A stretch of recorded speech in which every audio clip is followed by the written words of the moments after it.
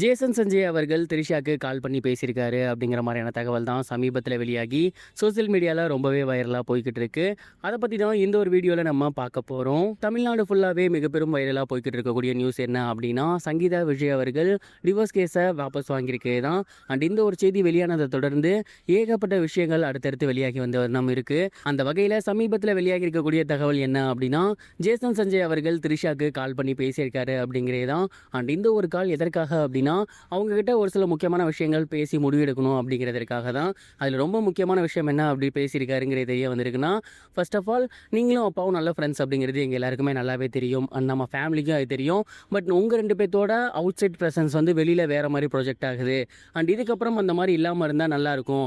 அதற்கு மிக முக்கிய காரணம், இதற்கு முன்னாடி அப்பா நடிகர், அப்போ கூட மிகப்பெரிய அளவில் தெரிஞ்சிக்காது. ஏன்னா நீங்கள் 2 பேருமே அந்த ஃபீல்டில் இருக்கீங்க.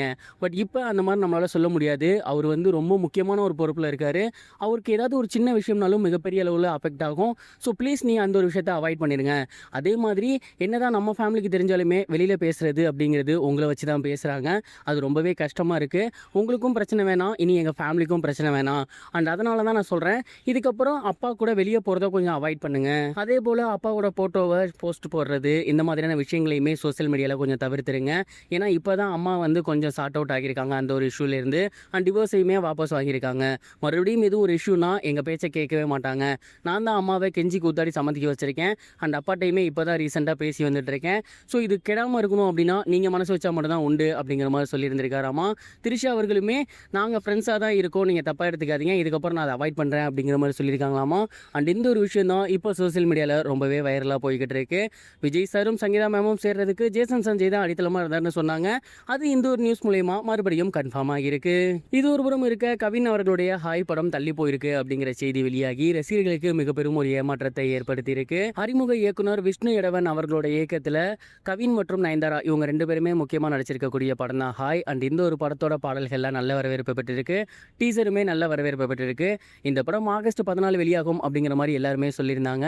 அதற்கான அறிவிப்பு கூட வந்திருந்துச்சு. ஆனால் அந்த ஒரு டைம் வந்து சூர்யா சாரோட விஸ்வநாதன் அண்ட் சன்ஸ் வருது, அதே போல் விஷாலோட மகுடம் படம் வருது. இந்த 2 படங்களுக்குமே ரசிகர்கள் மத்தியில் மிக பெரும் ஒரு வரவேற்பு இருக்குது. அந்த ஒரு காரணத்தினால ஹாய் படத்தோட பாக்ஸ் ஆஃபீஸ் கலெக்ஷன் அப்படிங்கிறது பாதிக்கப்படுமா அப்படிங்கிற மாதிரி ப்ரொடக்ஷன் டீம் வந்து யோசிச்சிருக்காங்க. அண்ட் அந்த ஒரு காரணத்தினால தான் இந்த படத்தை வந்து போஸ்ட்பான் பண்ணியிருக்காங்களாமா. இந்த படம் ஆகஸ்ட் 28 வெளியாகும் அப்படிங்கிற மாதிரி அஃபிஷியல் போஸ்டர் ஒன்று ஷேர் பண்ணியிருக்காங்க. ஏன்னா இந்த படத்தில் நயன்தாரா அவர்கள் மிகப்பெரிய சம்பளம் வாங்கியிருக்காங்க. மேலும் இந்த படத்துக்கு மிகப்பெரிய இன்வெஸ்ட்மெண்ட்டும் இருக்குது. அந்த ஒரு காரணத்தினால தான் ப்ரொடக்ஷன் டீம் இந்த ஒரு முடிவு எடுத்திருக்காங்களாமா. ஹாய் படம் கவினுக்கு மிகப்பெரும் ஒரு கம்பேக்காக இருக்குமா, அவரை அடுத்த கட்டத்துக்கு கொண்டு போகுமா அப்படிங்கிறத பொறுத்திருந்து பார்க்கலாம். இது வரைக்கும் கனெக்டிங் டிவிக்கு சப்ஸ்கிரைப் பண்ணனா மறக்காமல் சப்ஸ்கிரைப் பண்ணிக்கங்க. உடனடி அப்டேட்ஸ் பெறுவதற்கு நோட்டிஃபிகேஷன் பெல்லையும் கிளிக் பண்ணிக்கங்க.